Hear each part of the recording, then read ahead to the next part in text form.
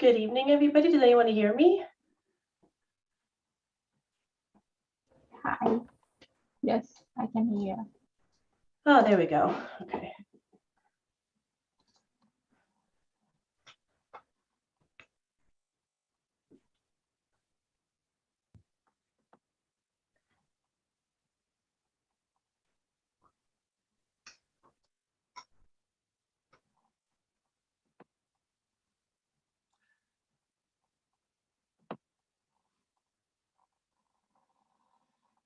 Hello, Kelsey.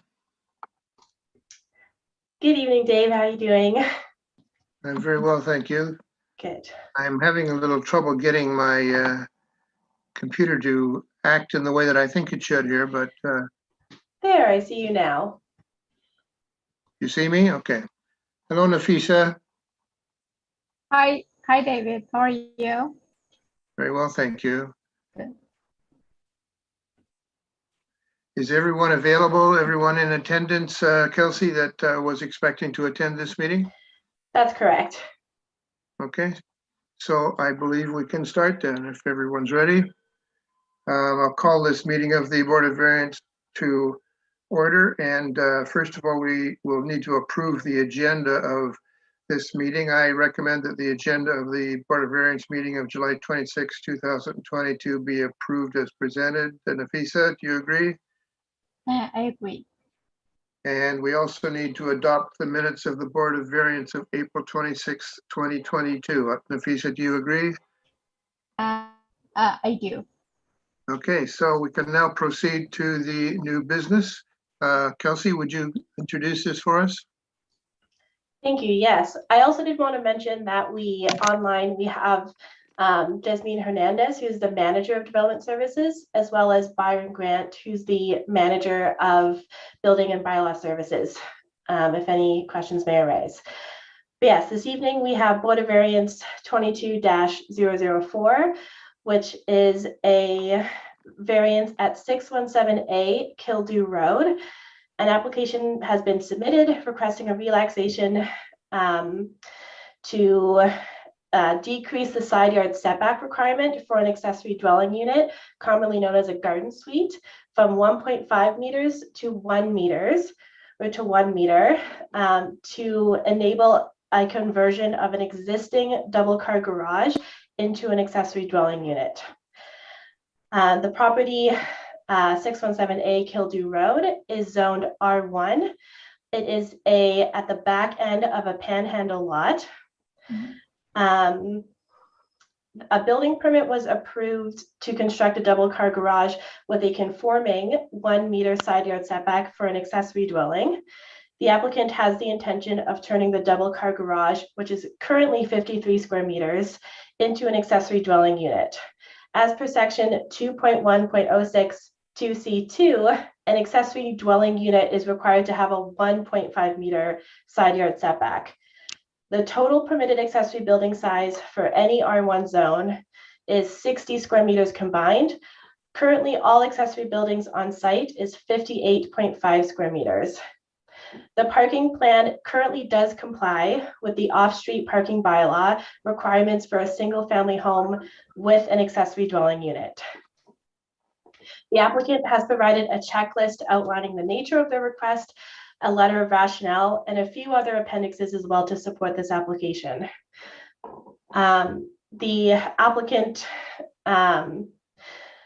believes that this section is causing an undue hardship and the request constitutes a minor variance.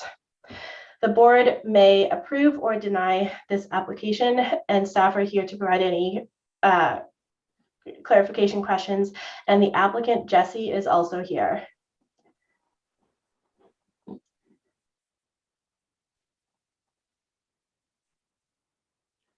Thank you, Kelsey. Is the applicant available to make a presentation to us? Yeah. Can you hear me? Hello, go ahead, please. Hey, okay, so my name's Jesse. I'm one half of the marriage, I guess, that owns the 617A Kildew address. Michelle, my wife, apologizes for not being here. She had to work. So just wanted to give you a quick background of how we ended up in the situation and explain the hardship this is going to cause to our family. We bought this house in April of this year. Michelle and I purchased it as a way to bring our family back together.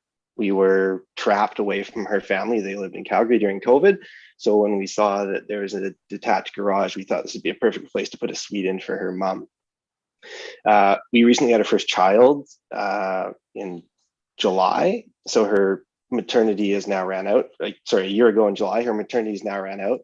And Michelle's going to have to go back to work. Within days of Michelle giving birth, we emailed every single daycare in the West Shore. We haven't got into one to date today. So Michelle's mother, Kathy's currently living in Calgary, and she has trouble with the winters as well as her stairs. So she's retired, and she'd like to move to Victoria to help us look after our son. So when we viewed the R1 zone Kildoo house, we spoke with the selling realtor, and she suggested the garage is easily convertible into a secondary suite. This comment was also listed on the MLS listing. So if I can share my screen here, can you guys see that? Yes, we can. Perfect. So obviously this doesn't mean anything, but this is what led us down the path originally. Mistakenly, unfortunately, I can't see anything. I'm sorry to interrupt. Can everyone else see it? I can't see anything, Jesse, but what I can do is I can share my screen and show the MLS. Does that work? Sure, I have a whole bunch of slides here, so I'd like to be able to show it. I don't know why it's, oh, I have to click the share button. I should have told you guys, Zoom is not my specialty. Now There we something go. come up. Yeah. There we Hey, are. can you see the house there? Yes. I can see it. Can anyone Perfect. else?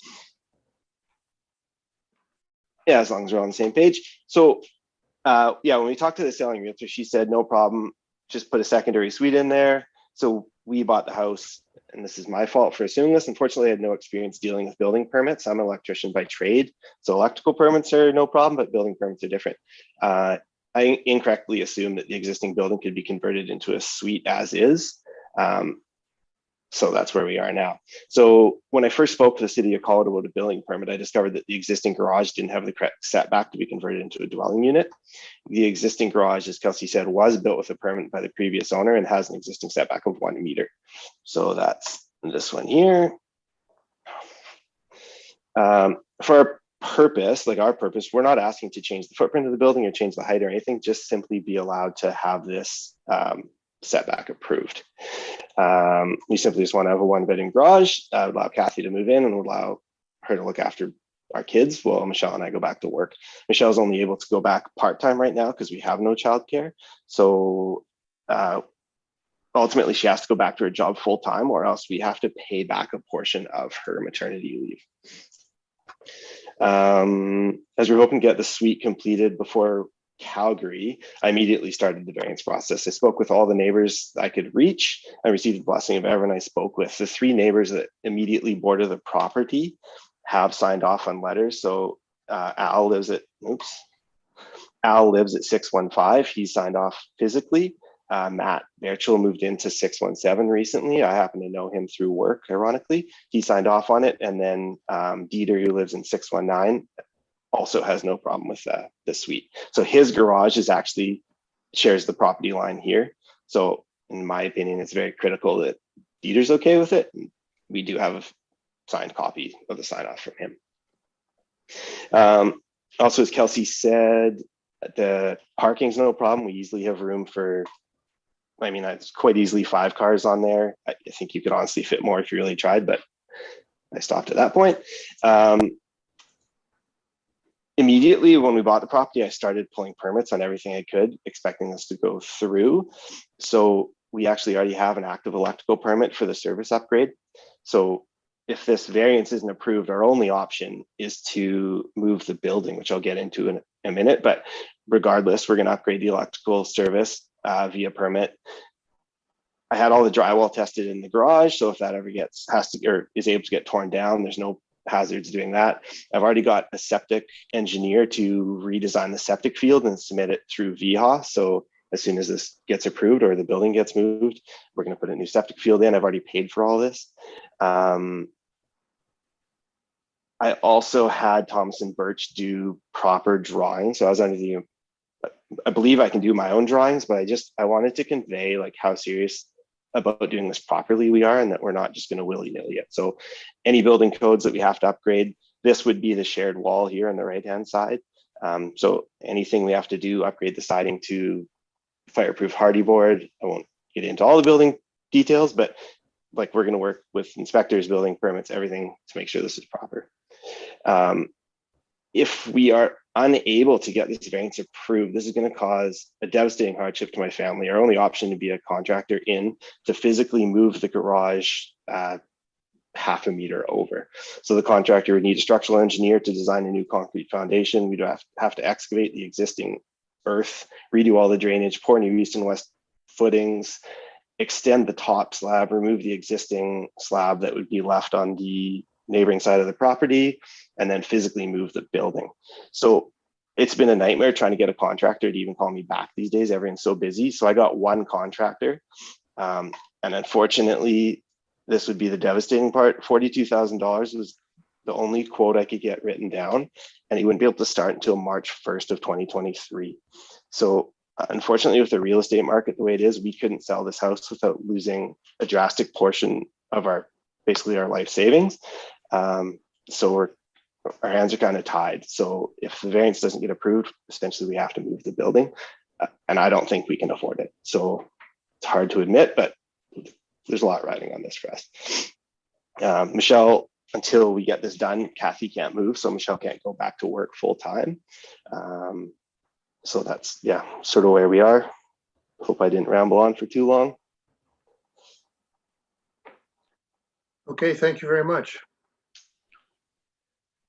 That is one of the best prepared applications that we've seen for quite some time, and I congratulate you on all of the work you've done on this application. Thank you. Is there anyone else that would like to speak to this application? I think everything is pretty much clear in the report, especially a lot of them are confirmed with the inspectors and with the city, with our planning team, that they went through the law. That's my perception of the report. Okay, no one else, Kelsey, no one else with their hand up or anything that wishes to speak to this application? We had no one registered to speak at this time, and there's no one that I can see in the waiting room. So Okay. Okay, thank you. We'll close the public portion of the meeting now then. And Nafisa, do you have any further questions or any questions of the applicant? No, everything, as I'm saying, it was pretty clear in the report. So I don't have any questions for now. Okay, it seems as if what we've got here is a situation where the footprint of the building is not going to be changing.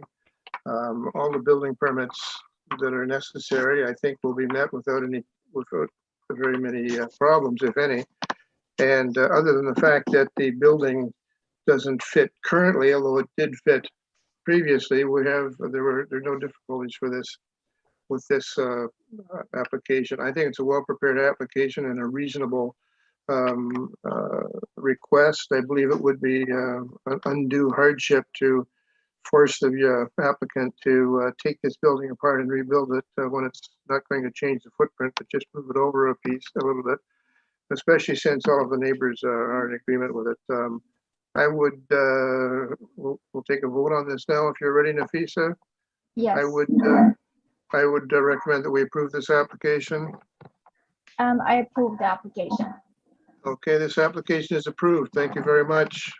A great application. We congratulate you on it. Thank you very much for that, Kelsey. I'll be calling you tomorrow about a building permit. Okay, good luck with the rest of it. Thank you very much. Have a good night. Have a good night. Okay, any new business or are we finished for tonight? no new business. This was the only application.